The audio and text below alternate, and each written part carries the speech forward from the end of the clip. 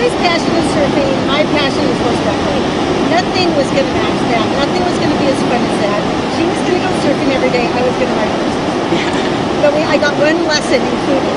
So I did the lesson on the first day.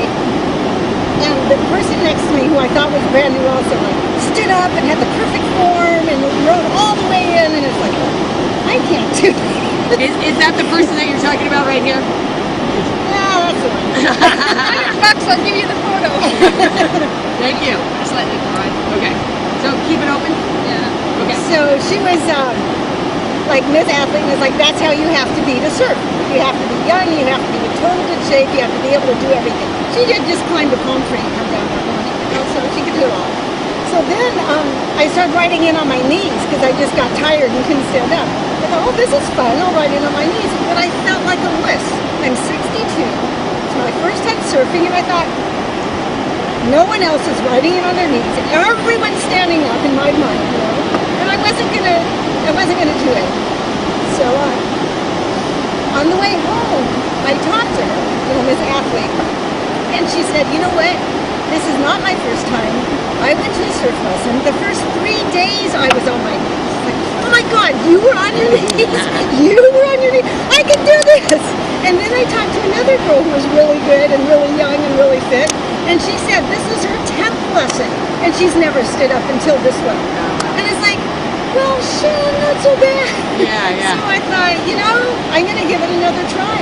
And then I went back to the room and practiced pop-ups. And I found out there's a new way you can do a pop-up. You don't have to, like, spring up immediately when you're 62. There's no way in heck you're going to spring up immediately. So it's like I did kind of a two-step pop-up, got on my knees, got up. Oh my God, my first ride, I got up and I rode it all the way in, standing up. I was so excited. I was like, whoa, I can do this. So now it's like, yeah, I'll ride a horse once in a while, but I'm going surfing. No way. I love that. So I love that. You know, I've always heard surfers have this like whole soulful one with the ocean thing.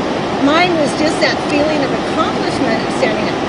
I don't think I have that ecstasy joy of riding the wave yet. It's just such an accomplishment to be able to do what some people take a long time to do, and it's really, really hard.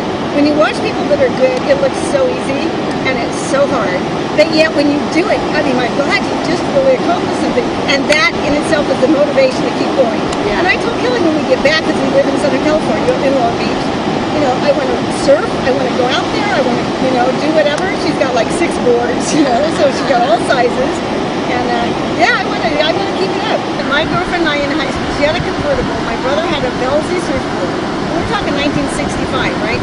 We would put the surfboard in the car, take it to the beach, and lay it next to us to meet boys. It never occurred to us to put it in the water.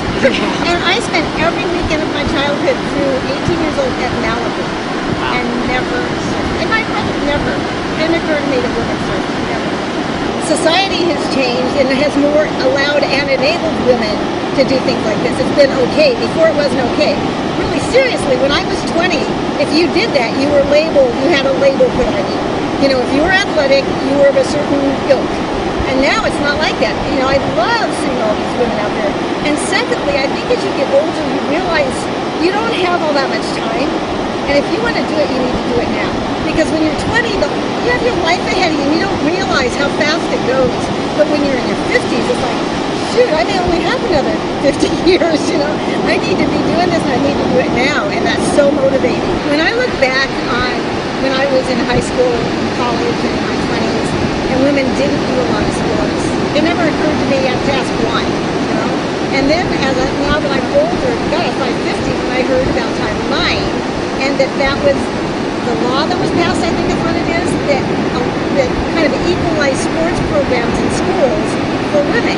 So where instead of all the guys getting all the good stuff, and all the guys having the programs, they start encouraging women to do the same things and empowering women to do that.